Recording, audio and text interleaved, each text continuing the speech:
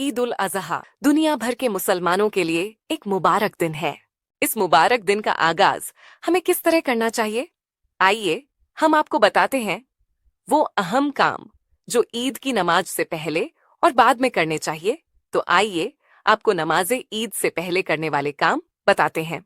Number 1, हजामत बनवाना। Number 2, नाखून तराशना। नंबर 3, गुस्ल करना। नंबर 4, मिसवाक करना। नंबर 5, अच्छे कपड़े पहनना, नए हों तो नए वरना धुले हुए पहनना। नंबर 6, खुशबू लगाना। नंबर 7, नमाज फज्र मोहल्ले की मस्जिद में पढ़ना। नंबर 8, नमाज ईद से पहले कुछ न खाना। नंबर 9, ईदगाह पैदल जाना, जो पैदल जा सकता हो उसके लिए पैदल जाना अफजल है। नंबर 10, एक रास्ते से नमाज ईद के लिए जाना और दूसरे रास्ते से वापस आना। नंबर 11, ईद उल अजहा की नमाज के लिए जाते हुए बुलंद आवाज से तकबीर कहना, जो इस तरह है: अल्लाहु अकबर, ला इलाहा इल्लल्लाह वल्लाहु अकबर वलिल्लाहिल हम्द।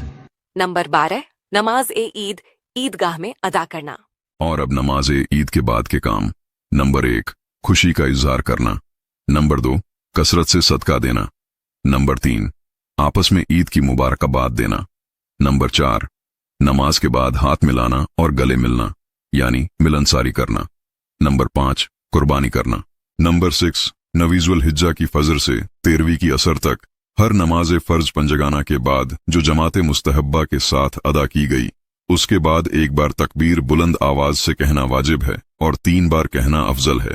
इसे तकबीर तशरीक कहते हैं और वो यह है: अल्लाहु अकबर, ला इलाहा इल्लल्लाह वल्लाहु अकबर वलिल्लाहिल हम्द। अगर आप इन बातों पर सवाब की नीयत से अमल करेंगे और इस वीडियो को शेयर करेंगे तो यह सदका ए जारिया होगा और आपको इसका सवाब भी मिलेगा।